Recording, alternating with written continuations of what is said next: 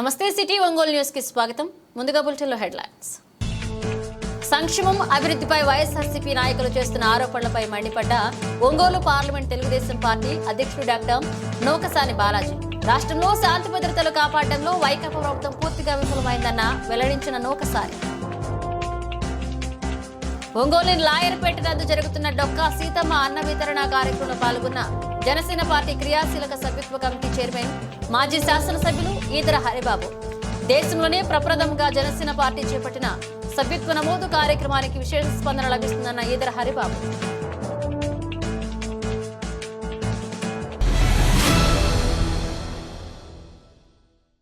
ఇక వివరాల్లోకి వెళితే సంక్షేమం అభివృద్ధి ప్రభుత్వానికి రెండు కళ్లు లాంటివని, వాటిపై ఆరోపణలు చేసే వారికి తగిన మూల్యం చెల్లించక తప్పదని ఒంగోలు పార్లమెంట్ తెలుగుదేశం పార్టీ అధ్యక్షులు డాక్టర్ నోకసాని బాలాజీ అన్నారు.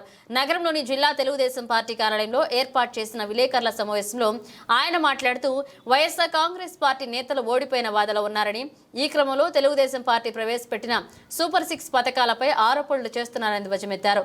ఆనాడు ముఖ్యమంత్రిగా చంద్రబాబు నాయుడు వృద్ధాప్య పెన్షన్ 2,000 రూపాయలు ఇస్తే దానిని అధికారంలోకి వస్తే 3,000 ఇస్తారని చెప్పి వాటిని 5 సంవత్సరాలు నడిపారని అన్నారు. నేడు అధికారంలోకి వచ్చిన చంద్రబాబు నాయుడు 1000 పెంచి 4,000 ఇస్తారని చెప్పిన మాటకు కట్టుబడి లబ్ధారులకు ఇవ్వడం జరిగిందన్నారు. రాష్ట్రంలో శాంతి భద్రతలు కాపాడడంలో వైకాపా ప్రభుత్వం పూర్తిగా విఫలమైందని ఆరోపించారు. ప్రజాప్రభుత్వాన్ని కించపరిచి మాట్లాడితే ఇబ్బందులు పడతారని హెచ్చరించారు. తెలుగుదేశం పార్టీ అధికారంలోకి వచ్చిన తర్వాత ఏదైతే చంద్రబాబు నాయుడు గారు ఎన్నికల్లో హామీ ఇచ్చారో ఆ హామీలన్నీ అమలుకు కృషి చేస్తూ ఉన్నారు. అది ప్రారంభించడం కూడా జరిగింది.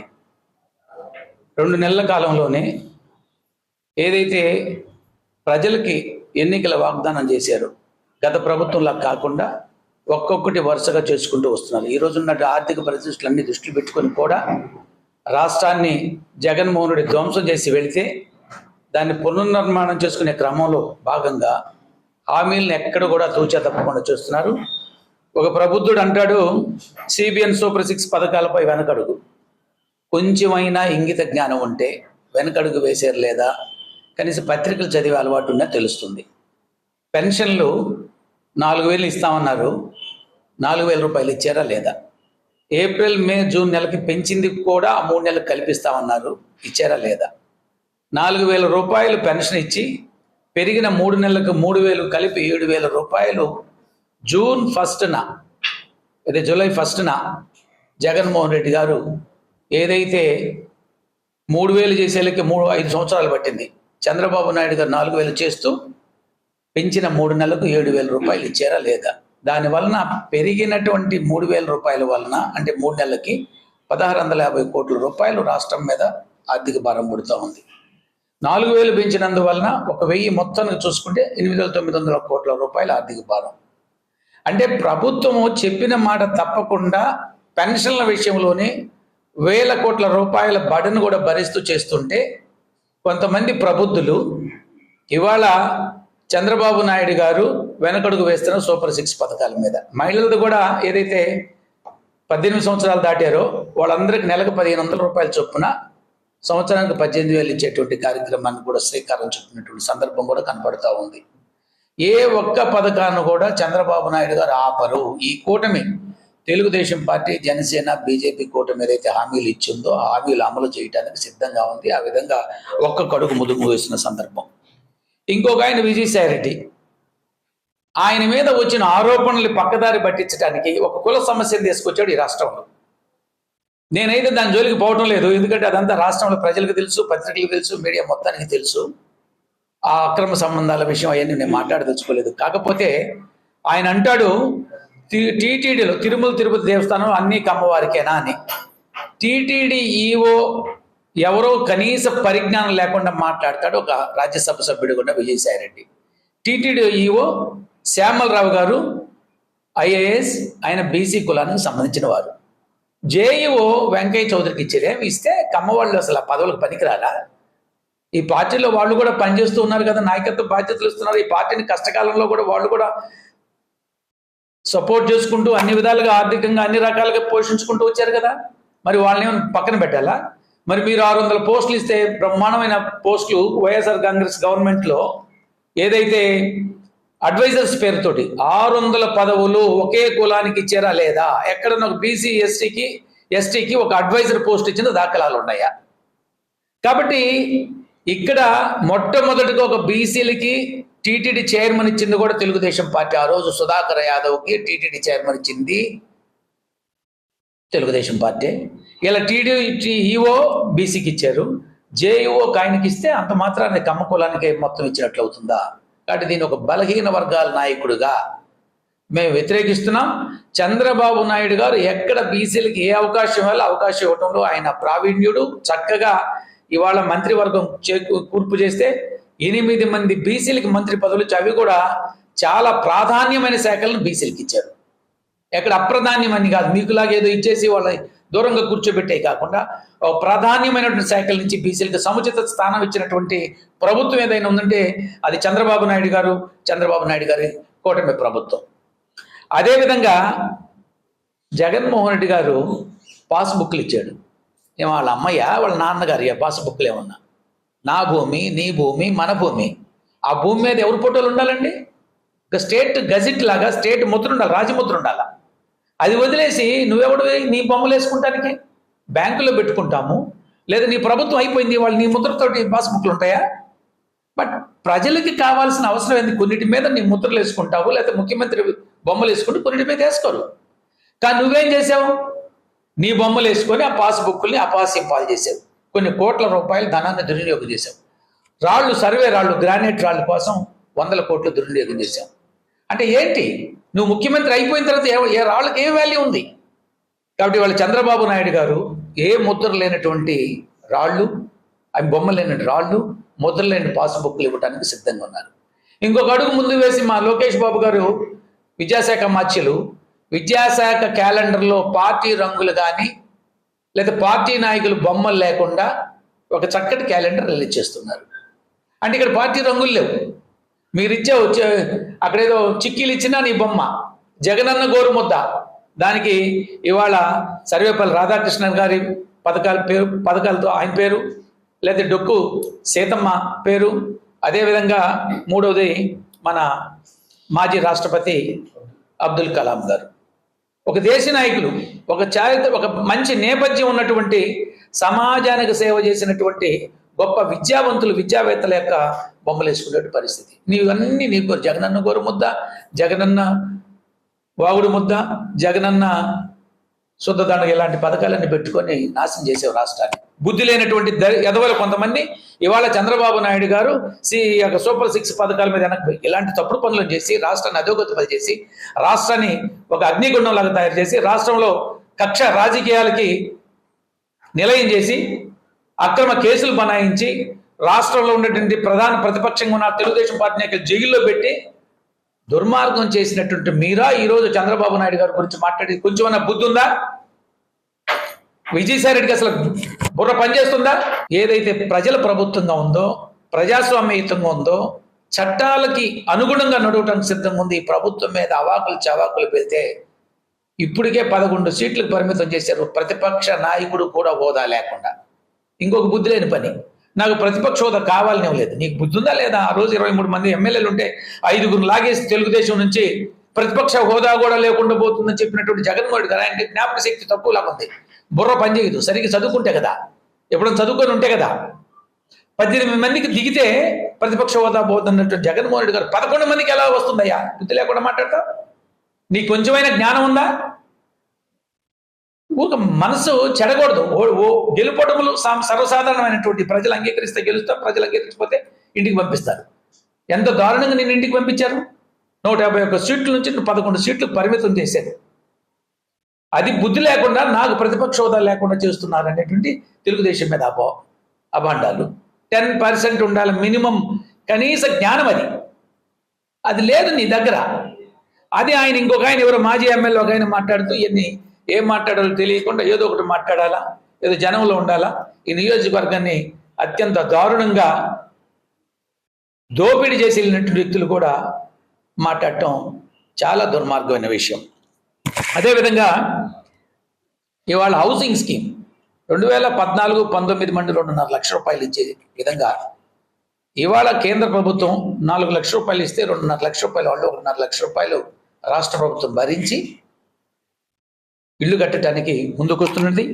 ఈ 100 రోజుల్లో 1,25,000 ఇళ్ళు పూర్తి చేయాలన్నటువంటి ఒక టార్గెట్ పెట్టుకొని ఉన్నారు. రాబోయే 1 ఇయర్లో కంప్లీట్ 1 ఇయర్లో 8,25,000 ఇళ్ళు పూర్తి చేస్తామని చంద్రబాబు నాయుడు గారు మన హౌసింగ్ మినిస్టర్ ద్వారా తెలియజేసి ఉన్నారు.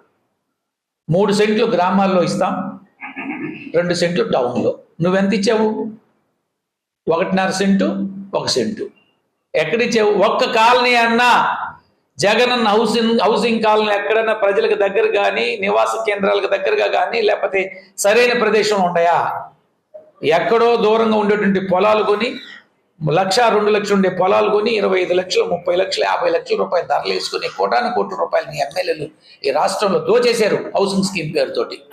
సింగరాయకొండలో చూస్తున్నాను, ఆ ఇళ్ళు ఈ రోజుకు నిరుపయోగంగా ఉండి ఒక లో లయింగ్ ఏరియాలో ఒక రకమైన వర్షాలు పడిన మునిగిపోయేటువంటి పరిస్థితులు కల్పించినటువంటి ప్రాంతాల్లో ఉన్నాయి.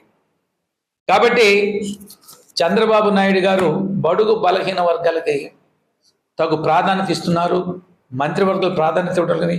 వాటన్నిటికంటే మించి ప్రజలకి చక్కటి పరిపాలన, ప్రజాస్వామ్యత పరిపాలన, రాక్షసమైనటువంటి క్రీడలు లేకుండా, దుర్మార్గమైనటువంటి హింస లేకుండా రాజ్యాంగబద్ధంగా పరిపాలన చేస్తూ ప్రజలందరూ మన్నలు పొందుతున్నారు. సూపర్ 6 పథకాలన్నిటినీ కూడా చంద్రబాబు నాయుడు గారు కొనసాగిస్తున్న హామీ ఇచ్చినారు. ఈరోజు ఈ 5 సంవత్సరాలు జరిగినటువంటి దుర్మార్గం ఆ పరిపాలన, దాని ఫలితాలని శ్వేతపత్రం ద్వారా ఒక్కొక్క డిపార్ట్మెంట్ రిలీజ్ చేస్తున్నారు.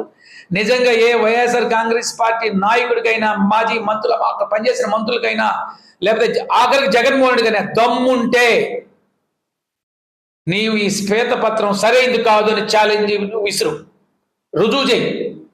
మేమందరం కూడా క్షమాపణ చెబుతాం తప్పుంటే. నిండు అసెంబ్లీలో రిలీజ్ చేస్తున్నారు చంద్రబాబు నాయుడు గారు శ్వేతపత్రాలు. అవి అవునా కాదా? రాష్ట్రం ఎన్ని వేల కోట్ల 10,000 కోట్ల రూపాయలతో 10 లక్షల కోట్లు దారుణంగా అప్పులు మయం చేసిపోయినావు నువ్వు. ఈ అప్పులను ఏం చేసినట్టు? ఏం పరిశ్రమలు వచ్చినాయి? ఏం అభివృద్ధి చేసావు? ఏమి లేదు, గుండు సున్నా. తీరాస్తే కొన్ని పథకాలు ఏదో పెట్టావు, మిగతా ఇసుక. ఇవాళ ఇసుకని మేము ఓన్లీ ఖర్చులు, ట్రాన్స్పోర్ట్ ఖర్చులు తప్ప, ఆ జిఎస్టీ తప్ప ఇంకేం తీసుకోవటం లేదు. ఒక్కొక్క ట్రాక్టర్కి 8,000 రూపాయలు తీసుకున్నాం. ఇవాళ 500 లేదా 1,300 రూపాయలతో, depending on the distance, depending on the location బట్టి ఆ ఖర్చులు పెరుగుతున్నాయి తప్ప ఇవాళ ₹1 కూడా ప్రభుత్వం తీసుకోవటం లేదు. ఇలా ప్రభుత్వం ప్రజలకి జవాబుదారీతనంగా పనిచేస్తున్న ప్రభుత్వం మీద అవాకులు చవాకులు పెడితే మీ నోట్లో ప్రజలు ఓస్తారని. ఆకలితో ఉన్న వారికి అన్నం పెట్టడం గొప్ప వరమని జనసేన పార్టీ క్రియాశీలక సభ్యత్వ కమిటీ చైర్మన్, మాజీ శాసనసభ్యులు ఈదర హరిబాబు అన్నారు. ప్రకాశం జిల్లా జనసేన పార్టీ ప్రచార కమిటీ కోఆర్డినేటర్ జడబాల నాగేంద్ర యాదవ్ ఆధ్వర్యంలో ఒంగోలులోని లాయర్పేట నందు డొక్కా సీతమ్మ అన్న వితరణ కార్యక్రమంలో భాగంగా 12వ రోజు జరిగిన అన్నదాన కార్యక్రమంలో ఆయన ముఖ్య అతిథిగా పాల్గొన్నారు. ఈ సందర్భంగా ఈదర హరిబాబు స్వయంగా ప్రజలకు అన్నదానం చేశారు. అనంతరం ఆయన మాట్లాడుతూ ఆకలితో అలమటిస్తున్న ప్రజలకు తన వంతుగా సేవ చేయాలనే లక్ష్యంతో జడబాల నాగేంద్ర యాదవ్ ముందుకు రావడం సంతోషదాయకమన్నారు. పవన్ కళ్యాణ్ ఆశయ సాధనలకు అనుగుణంగా డొక్కా సీతమ్మ పేరుతో అన్న వితరణ కార్యక్రమాన్ని ఏర్పాటు చేయడం అభినందనీయమని కొనియాడారు. రాష్ట్ర వ్యాప్తంగా జనసేన పార్టీ సభ్యత్వ నమోదు సాగుతుందని తెలిపారు. ఇప్పటికే 10 లక్షల పైగా సభ్యత్వాలు తీసుకోవడం జరిగిందని తెలిపారు. దేశంలోనే ప్రప్రథముగా జనసేన పార్టీ చేపట్టిన సభ్యత్వ నమోదు కార్యక్రమాన్ని విశేష స్పందన లభించిందన్నారు. కార్యకర్తలకు అండగా సభ్యత్వ నమోదుతో పాటు బీమా కార్యక్రమం ఉంటుందని పేర్కొన్నారు. ఆగస్టు 15వ తేదీ వరకు సభ్యత్వ నమోదు కార్యక్రమం కొనసాగుతుందని వెల్లడించారు.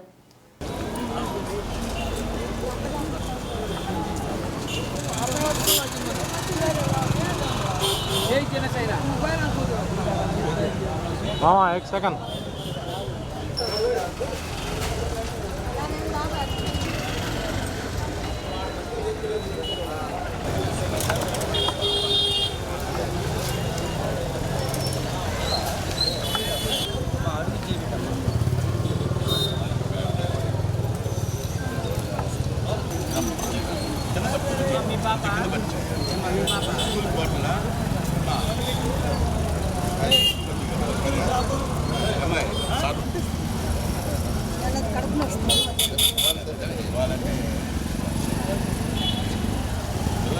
అలవాటు చేయాలి.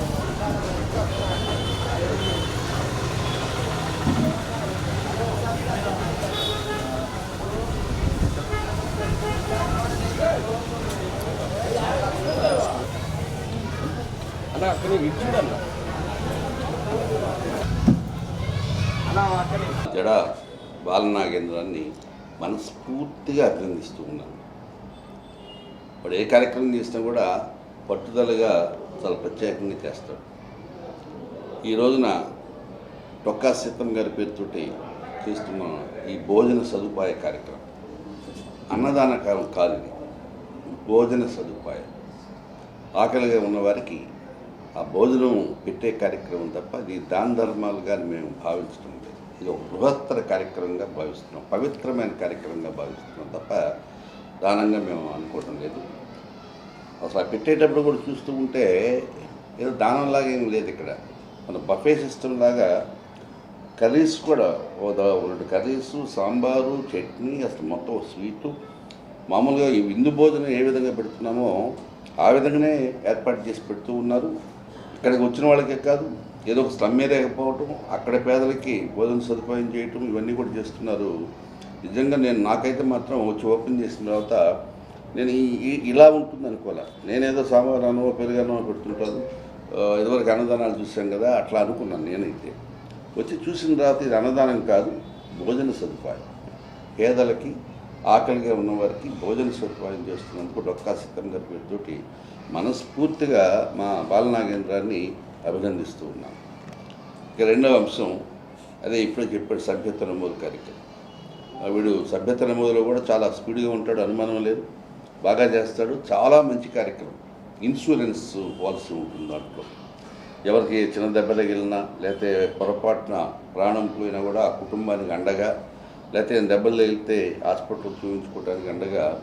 ఇది బహుశా నాకు తెలిసి దేశంలోనే ఒక రాజకీయ పార్టీ ఈ విధంగా పెట్టడం అనేది ఇదే ఫస్ట్ టైం. మనస్ఫూర్తిగా పవన్ కళ్యాణ్ గారి ఆలోచనకి నేను నిజంగా వారికి అభినందన తెలియజేస్తున్నాను. డొక్కా సీతమ్మ గారి ఉచిత అన్నదాన కేంద్రం ఈరోజు 13వ రోజుకి చేరుకుంది. ఈనాటి ముఖ్య అతిథిగా వచ్చినటువంటి మా పెద్దలు, మేమందరం కూడా ఒకే రాజకీయ జీవితంలో నుంచి వచ్చిన వాళ్ళం. పిఎస్ఎఫ్ అనే విద్యార్థి సంస్థల నుంచి రాజకీయ జీవితంలోనికి వచ్చినాం. ఈదరహరిబాబు గారు ఎమ్మెల్యేగా, జెడ్పీ చైర్మన్గా ప్రకాశం జిల్లాలో ఎంతో సేవలు చేశారు. అలాగే మా జనసేన పార్టీలో రాష్ట్ర క్రియాశీల సభ్యత్వ కమిటీ చైర్మన్గా వ్యవహరిస్తున్నారు. వారు ఈ రోజున ఈ అన్నదాన కేంద్రాన్ని సందర్శించి ఈ కార్యక్రమాన్ని దిగ్విజయంగా చేస్తున్నావు, బాగా నన్ను అభినందించడం జరిగింది. అలాగే మా నాయకులు నాగబాబు గారైతే, మనోహర్ గారైతేమి, ఈ రోజున పెద్దలు హరిబాబు గారైతేమి నన్ను అభినందించడం జరిగింది. వారి బ్లెస్సింగ్స్ నాకు కావాలని కోరుకుంటూ, ఆ భగవంతుడి ఆశీస్సులతో పాటు పెద్దల ఆశీస్సులు కూడా నాకు ఉంటాయని కోరుకుంటున్నాను. ఇటువంటి కార్యక్రమాలు చేయటానికి అందరూ కూడా నా బంధుమిత్రులు అయితేమి అందరూ కూడా ముందుకు వస్తున్నారు. వారికి పేరు పేరున ధన్యవాదాలు. అలాగే సేవా కార్యక్రమంలో పాల్గొని అందరికీ కూడా, వచ్చిన వాళ్ళందరికీ కూడా, అందరికీ వడ్డిస్తూ వచ్చినటువంటి నా మిత్ర బృందానికి కూడా, వారికి కూడా ప్రత్యేకించి ధన్యవాదాలు తెలియజేస్తున్నాం. అలాగే మెంబర్షిప్ కార్యక్రమానికి ఈరోజు స్టార్ట్ చేసాం, మళ్ళీ 5వ తారీఖు దాకా ఉంది, ఎక్స్టెన్షన్ చేశారు. కాబట్టి జనసేన సభ్యులకి అందరికీ కూడా తెలియజేసే మనం ఏంటంటే, పవన్ కళ్యాణ్ గారు జన సైనికుల శ్రేయస్సు కోసం, వారి భవిష్యత్తు కోసం, కార్మికుల శ్రేయస్సు కోసం బీమా కూడా పెట్టడం జరిగింది. ప్రమాదవశాత్తు గాయాల పాలైతే 50,000 రూపాయలు, చనిపోతే 5 లక్షల రూపాయలు బీమా. ఈ రాష్ట్రంలో ఏ రాజకీయ పార్టీ కల్పించలేనటువంటి బీమా సౌకర్యం కార్మికుల సంక్షేమం అయితేమి, జన సైనికుల సంక్షేమం అయితే, పేదల కోసం ముఖ్యంగా ఇటువంటి స్కీముని పెట్టారు పవన్ కళ్యాణ్ గారు. దాన్ని ఒంగోలు నగరంలోని అందరూ కూడా దాన్ని సద్వినియోగం చేసుకొని మెంబర్షిప్ కార్యక్రమానికి అందరూ ముందుకు వస్తారని కోరుకుంటున్నాను. కేంద్ర ప్రభుత్వం ప్రవేశపెట్టిన శిక్షా సప్తాహ కార్యక్రమంలో భాగంగా శుభదిన్ భోజన్ కార్యక్రమానికి అన్నదాతగా తెలుగుదేశం పార్టీ నాయకులు బండారు మదన్ చిన్నపిల్లల కోసం ఏర్పాటు చేయడం అభినందనీయమని ప్రభుత్వ బాలికల పాఠశాల ప్రధానోపాధ్యాయురాలు కృష్ణకుమారి అన్నారు. నగరంలోని బండ్లమిట్టలో గల ప్రభుత్వ బాలికల పాఠశాలలో ఈ నెల 22 నుంచి 29వ తేదీ వరకు వారం రోజుల పాటుగా శిక్షా సప్తాహ కార్యక్రమాలు నిర్వహించారు. ఈ సందర్భంగా అన్నదాత టీడీపీ నాయకులు బండారు మదన్ మాట్లాడుతూ విద్యార్థుల కోసం కేంద్ర ప్రభుత్వం తీసుకొచ్చిన ఈ పథకంలో నాకు అన్నదాన కార్యక్రమాన్ని చేపించే బాధ్యత ఇచ్చినందుకు యాజమాన్యానికి ధన్యవాదాలు తెలియజేస్తున్నామని అన్నారు. భవిష్యత్తులో కూడా నా వంతు సహాయ సహకారాలు అందిస్తామన్నారు. సామాజిక బాధ్యత సాహసంతి భోజనం అనే నినాదంతో ఈ కార్యక్రమాన్ని వారం రోజులు జరుగుతుందని, చివరి రోజు నాకు అవకాశం రావడం చాలా ఆనందంగా ఉందన్నారు. విద్యార్థులు కష్టపడి చదువుకుని మంచి ఉన్నత భవిష్యత్తుకు ఎదగాలని ఆయన కోరారు. ఈ కార్యక్రమంలో తెలుగుదేశం పార్టీ నాయకులు సింగరాజు రాంబాబు, తెలుగుదేశం పార్టీ నగర అధ్యక్షులు కోటారి నాగేశ్వరరావు, గుంటూరు రాంబాబు, మాజీ కౌన్సిలర్ పిఎస్ బాబు, ఉషా మధు, ఆళ్ల వెంకటరత్నం, వెంకటేశ్వరరెడ్డి, శ్రీనివాసరావు, పాఠశాల విద్యార్థులు, ఉపాధ్యాయులు పాల్గొన్నారు. వచ్చింది. సో పిల్లలందరికీ మిగిలినటువంటి వచ్చిన మానస్త్రీ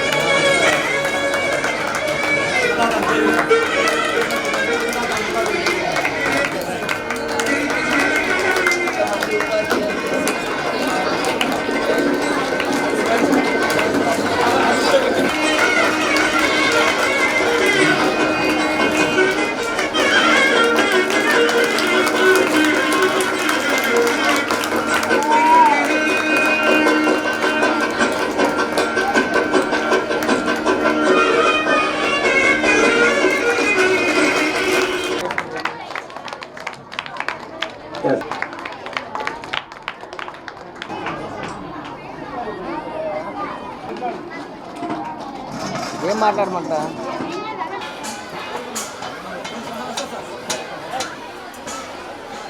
ఇంకో అమ్మాయికి పెట్టినప్పుడు తీసుకొచ్చారు ప్లేటు.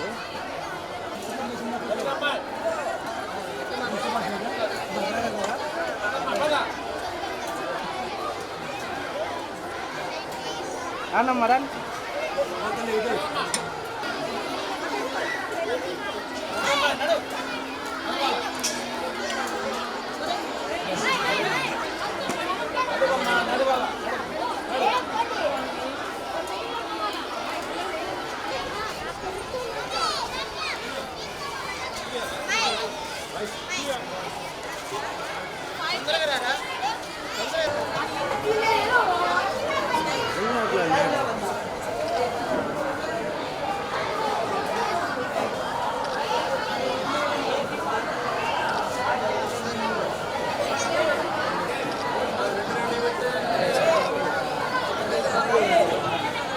నూతన జాతీయ విద్యా విధానం 4 సంవత్సరాలు కంప్లీట్ అయిన సందర్భంగా శిక్షా సప్తాహ్ యాక్టివిటీస్లో భాగంగా దాతల చేత భోజనం సదుపాయం కల్పించమని ప్రభుత్వ వాళ్ళు ఆదేశాలు ఇచ్చారు.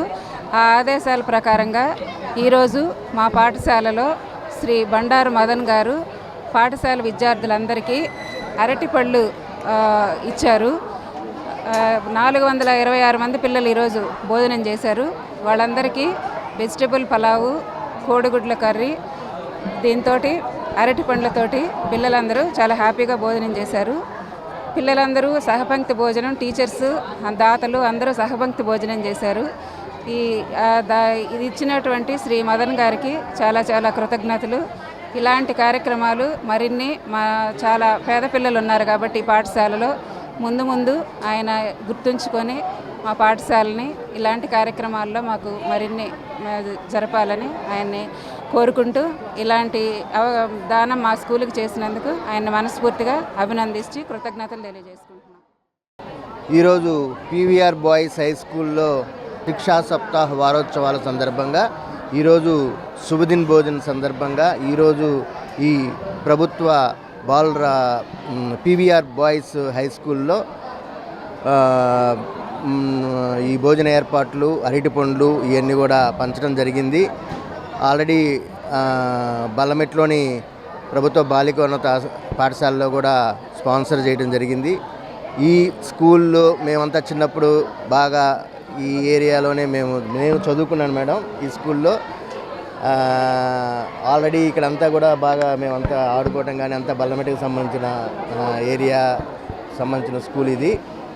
ఈ స్కూల్లో నన్ను స్పాన్సర్గా ఎన్నుకున్నందుకు మీకు మరీ ధన్యవాదాలండి.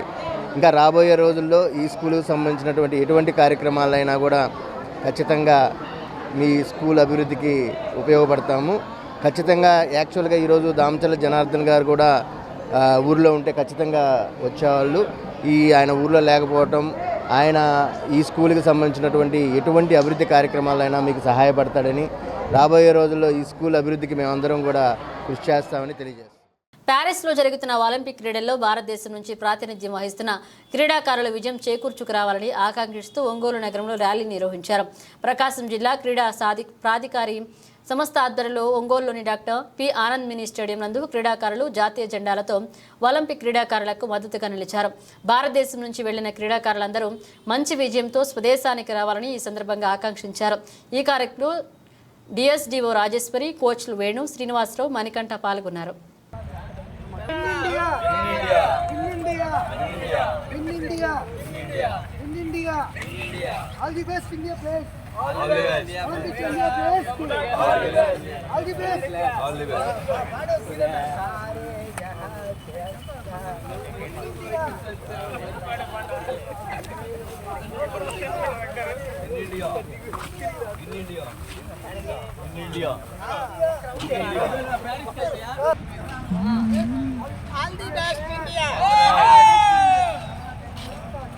भारत माता की जय, भारत माता की जय, टीम इंडिया।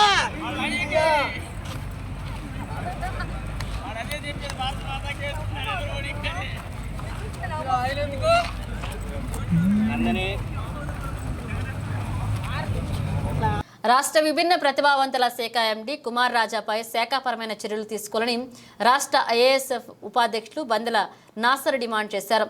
విభిన్న ప్రతిభావంతుల్లో జిల్లా కలెక్టర్ కార్యాలయం వద్ద నిరసన ప్రదర్శన చేపట్టారు.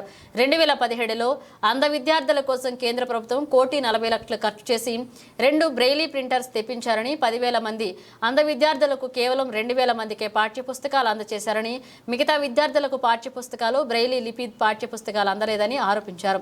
మెగా డిఎస్సి ఇతర కాంపిటేటివ్ ఎగ్జామ్స్ కు పుస్తకాలు లేకపోవడం వల్ల అంధ విద్యార్థులు తీవ్ర ఇక్కట్లు పాలవుతున్నారని, విభిన్న ప్రతిభావంతుల శాఖలో ఎండీ కుమార్ రాజా అవినీతి అక్రమాలపై ప్రభుత్వం వెంటనే విచారణ జరిపి కుమార్ రాజాను అరెస్టు చేయించాలని డిమాండ్ చేశారు. ఈ కార్యక్రమంలో రాష్ట్ర సహాయ కార్యదర్శి మస్తాన్ షరీఫ్ తదితరులు పాల్గొన్నారు.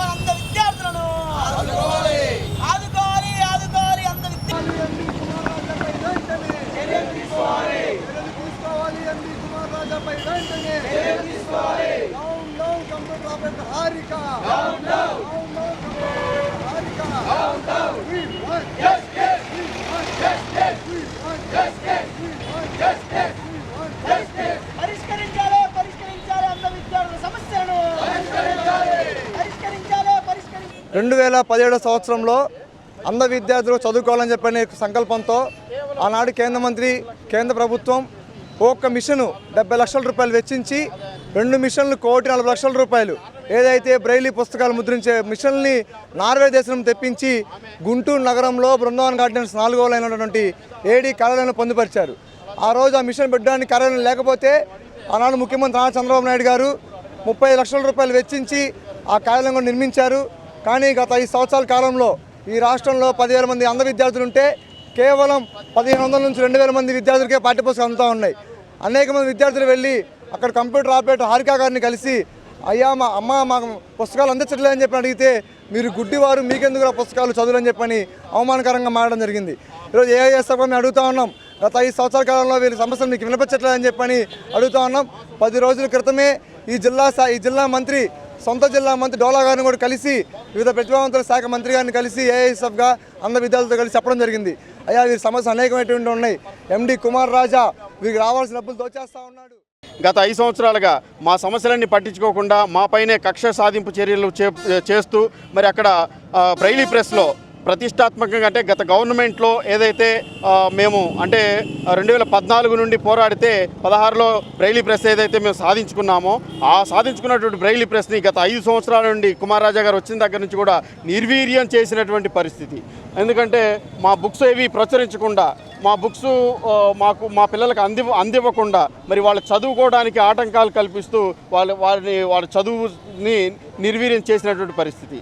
అంతేకాకుండా మరి మా పైన కేసులు బనాయిస్తూ అక్కడ ఆపరేటర్ ఎవరైతే ఉన్నారో అంటే డేటా ఎంట్రీ ఆపరేటర్ ఆమె వీళ్ళు పద్దాకలో నిరసనలు చేస్తున్నారని చెప్పేసి అక్కడ బ్రైలీ ప్రింటింగ్ మిషన్ని పుల్లలు పెట్టి చెడగొట్టినటువంటి పరిస్థితి. అయినప్పటికీ ఆమె పైన మేము కంప్లైంట్ చేసినప్పటికీ చర్యలు తీసుకోకుండా ఈరోజు మరి మా పైనే తిరిగి ఆమె చేత మరి అదేవిధంగా కుమార్ రాజా గారు కలిసి వాళ్ళు మా పైన కేసులు బనాయించి మమ్మల్ని ఇబ్బందులు పాలు చేస్తున్నటువంటి పరిస్థితి. ఇవి బులెటిన్లోని విశేషాలు. తిరిగి మరో బులెటిన్లో కలుసుకుందాం. అప్పటి వరకు keep watching city news Ongole.